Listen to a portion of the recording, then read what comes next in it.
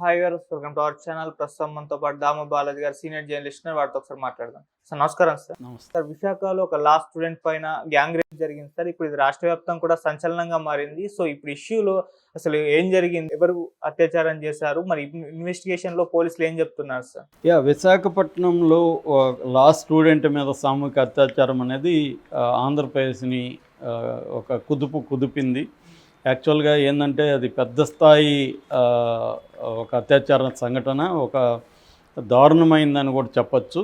So దాని పూర్వాపరాలు ఏందని మనం చూస్తే, విశాఖలో ఎన్విపి లా కాలేజీలో థర్డ్ ఇయర్ ఒక అమ్మాయి చదువుతుంది. అమ్మాయి బాధితురాలు, తర్వాత మైనర్ కాబట్టి అమ్మాయి ఏజ్ చెప్పొద్దని చెప్తున్నారు కాబట్టి మనం పేరు చెప్పట్లేదు. అతని పేరు వంశీ. సో వంశీ, ఈ అమ్మాయి ఇద్దరు ప్రేమించుకున్నారు. తర్వాత వంశీ పెళ్లి చేసుకుంటానని చెప్పి ఆగస్టు 10వ తేదీన కంబాలకొండకు తీసుకెళ్ళాడు. అక్కడ ఆ అమ్మాయిని బలవంతంగా లైంగికంగా కలిశాడు. ఆ అమ్మాయి కూడా పెళ్లి చేసుకుంటాడని నమ్మి అతనితో కలిసింది. దాని తర్వాత అదే నెల ఆగస్టులోనే 13వ తేదీ డాబా గార్డెన్లో తన ఫ్రెండ్ రూమ్ ఉంది, అక్కడికి కలుద్దామని చెప్పి తీసుకెళ్ళాడు. అమ్మాయి అక్కడికి వెళ్ళింది. అక్కడ తను లైంగికంగా కలవడమే కాకుండా వాళ్ళ ఫ్రెండ్స్ ఆనంద్, జగదీష్ కూడా వచ్చారు. వాళ్ళతో కూడా తను కలవమని చెప్తే అమ్మాయి వ్యతిరేకించింది. కానీ బలవంతంగా వాళ్ళు ఆ అమ్మాయితో కలిసి దాన్ని వీడియో తీశారు. తీస్తుంటే ఇంకొకరు వీడియో తీశారు. దాని తర్వాత ఆ వీడియోని అమ్మాయికి చూపించి, ఇట్లా నువ్వు కానీ మేము పిలిచినప్పుడు రాకపోతే వీటిని సోషల్ మీడియాలో పెడతామని బెదిరించడం అనేది చేయడం మొదలుపెట్టారు.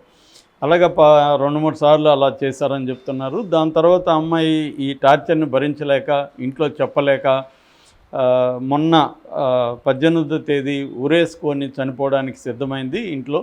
సో అది చూసిన ఇంట్లో వాళ్ళు అమ్మాయిని కాపాడి అసలు ఏం జరిగింది, ఎందుకు నువ్వు ఉరేసుకుంటున్నావు అని వాళ్ళు గట్టిగా నిలదీయడంతో అమ్మాయి ఈ విషయాలని చెప్పింది. దాంతో వాళ్ళు ఇమ్మీడియట్గా పోలీస్ స్టేషన్కి వెళ్ళి second 2 town police station, Visakha 2 town police స్టేషన్కి వెళ్ళి పోలీసులకు విషయం చెప్పారు. పోలీసులు ఈ వంశీని వాళ్ళని అదుపులోకి తీసుకొని విచారిస్తున్నారు. దీని మీద ఇది ఒక్కసారిగా గుప్పమంది. మామూలుగా విశాఖ క్రైము మనకి ఎట్లా హైదరాబాద్ ఎట్లా క్రైమ్కి నిలయంగా ఉంటుందో, అక్కడ ఆంధ్రప్రదేశ్లో విశాఖలో గాంజాయి కావచ్చు, మత్తు పదార్థాలు కావచ్చు, అత్యాచారాలు కావచ్చు, ఇతరేతర క్రైమ్లు. ఆ మధ్య ఎంపీ భార్యనే కిడ్నాప్ చేశారు వాళ్ళు, కొడుకుని భార్యనే కిడ్నాప్ చేసిన సంఘటన కూడా వైసీపీ సత్యనారాయణ ఎంపీ. అలాగా మనం అంత ఘోరంగా అక్కడ గ్యాంగులు ఉన్నాయి. ఎందుకంటే ఎప్పుడైనా డెవలప్మెంట్ ఉన్న చోట క్రైమ్ కూడా ఉండడం మనకు కనబడుతుంది. డెవలప్మెంట్కి ఈక్వలెంట్గా క్రైమ్ ఉంటుంది. ముఖ్యంగా రియల్ ఎస్టేటు, ఇతరేతర వ్యాపారాలు పెరిగిన చోట దాంట్లో వాటాగా క్రైమ్ కూడా అక్కడ బలంగానే బయలుదేరుతుంది. అట్లాగే విశాఖపట్నం ఇప్పుడు డెవలపింగ్ సిటీ, అది దాని మీద ఫోకస్ పెరిగింది. గతంలో వైసీపీ దాని మీద బాగా ఫోకస్ పెట్టింది, దాన్ని రాజధానిగా తీసుకురావాలని. దానికి తగినట్టే ఇక్కడ రియల్ ఎస్టేట్ రేట్లు, ల్యాండ్ సైట్లు రేట్లు ఇవన్నీ పెరగడం, దాని చుట్టూ క్రైమ్ పెరగడం ఇవన్నీ కనిపిస్తుంది.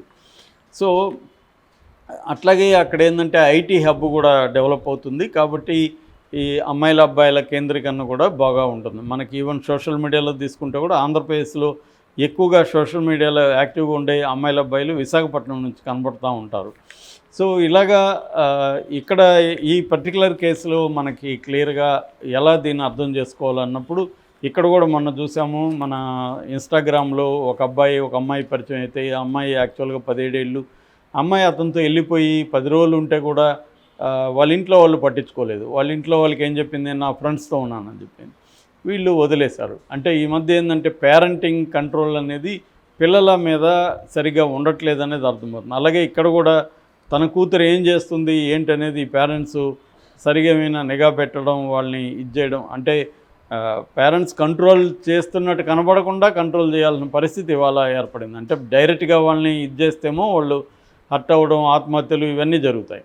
అట్లని వదిలేస్తేమో ఇలాగా వాళ్ళ లైఫ్స్ని వాళ్ళు ఎలా డీల్ చేయాలో తెలియకుండా, ఇప్పుడు ఇక్కడ మనం చూసిన 17 ఏళ్ళ అమ్మాయికి వాడితో పోయి 10 రోజులు కలిసి ఉండడం, వాడు ఎవడో తెలీదు, ఇన్స్టాలో పరిచయం అయ్యాడు, వాడితో పోయి 10 రోజులు ఉండడం అంటే ఆ అమ్మాయిని ఎలా అర్థం చేసుకోవాలి, వాళ్ళ పేరెంట్స్ వదిలేస్తే వాళ్ళని ఎలా అర్థం చేసుకోవాలి. చివరికి ఆ అమ్మాయిని దారుణంగా వాడు చంపేశాడు. ఇప్పుడు ఒక వ్యక్తితో స్నేహం చేసి ఆ వ్యక్తితో కలిసి మనం జీవించాలంటే కొంతకాలమైన ఆ వ్యక్తిని స్టడీ చేయాలి, వాడి బ్యాక్గ్రౌండ్ ఏంటి, వాడి మైండ్ సెట్ ఏంటి, ఇవేవి లేకుండా వెళ్ళిపోతున్నారు. ఇది ఒక అడ్వెంచరస్గా ఉంటుంది, బాగానే ఉంటుంది, కానీ అది దాని ఫలితం చాలా దారుణంగా ఉంటుంది. ఈ అమ్మాయి కూడా ఇక్కడ మనకు అర్థమయ్యేది ఏంటి, ఈ అమ్మాయి లా స్టూడెంటు, 3వ సంవత్సరం చదువుతుంది. అప్పుడే ఎందుకు పెళ్ళిళ్ళు వ్యవహారాలు, కంప్లీట్ చేయొచ్చు కదా, చదువు మీద ఫోకస్ చేయొచ్చు కదా. కానీ అవి చేయట్లేదు, ఎందుకంటే సోషల్ మీడియా వచ్చేసింది, అబ్బాయిలు పరిచయం అయిపోతున్నారు, వాళ్ళు డబ్బులు ఖర్చు పెడతారు, వీళ్ళకి గిఫ్ట్లు కొనిస్తారు, మంచి హోటల్లో భోజనాలు పెట్టిస్తారు, తిప్పుతారు.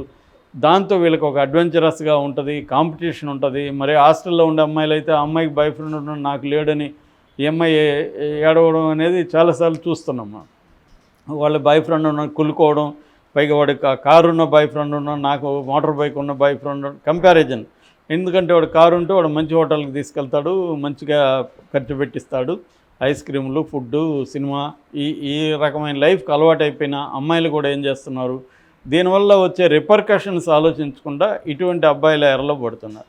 వీళ్ళ అబ్బాయిలు కూడా నా దగ్గరకు వచ్చిందంటే ఇంకొకటి దగ్గరకు కూడా వెళ్తుంది కదా అన్న తక్కువ భావం అమ్మాయి మీదకి వచ్చేస్తుంది. సో వీడు కూడా అదే పద్ధతిలో నా దగ్గర ఉన్నదంటే ఇంకొకటి దగ్గర ఏముంటుంది అన్న పద్ధతిలో వీడు దిగాడు. కానీ ఈ అమ్మాయికి తనంటే ఇష్టం ఉంది, తనంటే పెళ్లి చేసుకుంటాడని ముందుగా కలిసింది. వాళ్ళ పెళ్లి తర్వాత కలుద్దాం అనేది ఎవరికి లేదు, అందరికి కూడా అమ్మాయిలకైనా అబ్బాయిలకైనా ఇంతకుముందు ఉండే అభిప్రాయాలు లేవు. ఇంతకుముందు ఏంటంటే మన సినిమాల్లో కూడా చూపించేవాళ్ళుగా చేస్తే అన్ని పెళ్లి తర్వాత అనే డైలాగులు ఉండేది. ఇవాళ ఆ డైలాగులు చెప్తే కామెడీ అయిపోతుంది సినిమా, అందరూ నవ్వుతారు థియేటర్లో ఎవరైనా పెళ్లి తర్వాతే అని ఒక అమ్మాయి అంటే. ఎందుకంటే సమాజం అలా లేదు, సినిమా అనేది సమాజాన్ని రిఫ్లెక్ట్ చేయాలి. కాబట్టి అమ్మాయిల్లో కూడా మార్పు రావాల్సి ఉంది. ఎవడ అబ్బాయి పిలిస్తే వాళ్ళు వెళ్ళిపోవడం, ఎందుకంటే లైంగిక నేరాలు, లైంగికత చుట్టూ జరిగే నేరాలు విపరీతంగా పెరిగినాయి అన్నమాట ఈ మధ్యకాలంలో. ఎందుకంటే మల్టిపుల్ రిలేషన్స్ వచ్చాయి. ఇక్కడ కూడా ఇన్స్టాలో ఆ అమ్మాయిని చంపేయడానికి ఒక కారణం ఏంటంటే ఈ అమ్మాయి వేరే వాళ్ళతో తెగ మాట్లాడుతుంది, అది వాడికి జలసీ వచ్చింది. ఈ అమ్మాయి నాతో వచ్చి నన్ను పెళ్లి చేసుకున్నారు కూడా, వాళ్ళు ఏదో పెళ్లి చేసుకొని వేరే వాళ్ళతో మాట్లాడుతుంది అనేది కూడా ఒక కారణం. అట్లాగే నన్ను బయట అందరికీ తెలిసే విధంగా పెళ్లి చేసుకోమని ప్రెజర్ చేస్తుంది అనేది రెండో కారణం. ఇక్కడేంటి, ఈ అమ్మాయి తనతో వచ్చేసింది, తను పిలుస్తూ వచ్చింది, తనతో గడిపింది, తన ఫ్రెండ్స్తో గడిపితే తప్పేముంది అనేది ఇవాళ ఏంటంటే ఇటువంటి కల్చర్ కూడా బాగా పెరిగింది. అంటే గ్రూప్ థెరపీ అంటారు వీటిని, ఇవి కూడా బాగా పెరుగుతుంది. అంటే 2-3 కలిసి కలవడం, తప్పేముంది అనుకోవడం, డ్రగ్స్ వాడడం, లిక్కర్ వాడడం.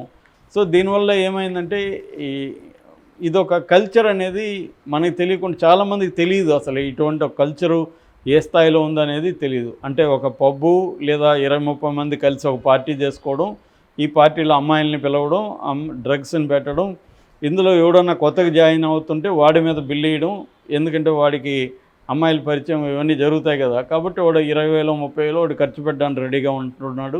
ఇటువంటి ఒక అర్బన్ సంస్కృతి అనేది బలంగా పెరిగింది. ఎందుకంటే ఇళ్లలో వాళ్ళకి డబ్బులు ఉంటున్నాయి, ఖర్చు పెట్టగలిగిన పరిస్థితి ఉంటుంది, లేదా సాఫ్ట్వేర్ ఇటువంటి ఇండస్ట్రీ వచ్చిన శాలరీలు కూడా బాగా పెరిగాయి.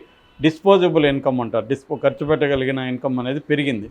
దాంతో అందుకనే డ్రగ్స్ నువ్వు ఎంత చేస్తున్నా హైదరాబాద్లో కానీ లేకపోతే వైజాగ్ లాంటి చోట్ల కట్ చేయలేకపోతున్నారంటే దీని చుట్టూ ఈ స్థాయి కల్చర్ ఉందన్నమాట. అంతా వాళ్ళ పిల్లలే ఎక్కువ ఉంటారు, రాజకీయ నాయకులు, వ్యాపారస్తులు, పోలీసు పిల్లలు వీళ్ళే ఉంటారు. కాబట్టి వాళ్ళని కాపాడడానికి వీళ్ళేదో ఎవరినో ఒకరిని బకరాన్ చేసి వాడి మీద కేసులు పెట్టి మిగతా వాళ్ళని వదిలేస్తూ ఉంటారు. సో ఇటువంటి కల్చర్ అనేది పెరిగింది. అంటే మనకి ఆర్థిక సంస్కరణ తర్వాత 90sలో వచ్చిన తర్వాత ఓవరాల్గా వెల్త్ అనేది పెరిగింది. అనీవన్గా వెల్త్ డిస్ట్రిబ్యూషన్ ఉంది, కానీ ఓవరాల్గా పెరిగింది. డిస్పోజబుల్ ఇన్కమ్ ఉన్న ఒక అప్పర్ మిడిల్ క్లాస్ అనేది బలంగా పెరిగింది. సో దీనివల్ల ఇటువంటి క్రైమ్స్ కూడా పెరిగాయి. ఇటువంటి సంఘటనల నుంచి అమ్మాయిలు కూడా నేర్చుకోవాల్సిన అవసరం ఉంది. ఎవరితంటే వాళ్ళతో వెళ్ళిపోవడం, ఎవరితంటే వాళ్ళతో స్పెండ్ చేసేయడం, వాళ్ళని నమ్మి ఉండిపోవడం అనేది గుడ్డిగా చేస్తే ఇటువంటి సైడ్ ఎఫెక్ట్లు ఉంటాయి. జాగ్రత్తగా ఉండాల్సిన అవసరం అమ్మాయిలకు ఉంది. పేరెంట్స్ కూడా వాళ్ళని పరోక్షంగా అయినా వాళ్ళ మీద నిఘా పెట్టి వాళ్ళు ఏం చేస్తున్నారు, ఎవరితో తిరుగుతున్నారు, ఇవన్నీ వాళ్ళు కనిపెట్టుకొని ఉండాల్సిన అవసరం అయితే ఉంది.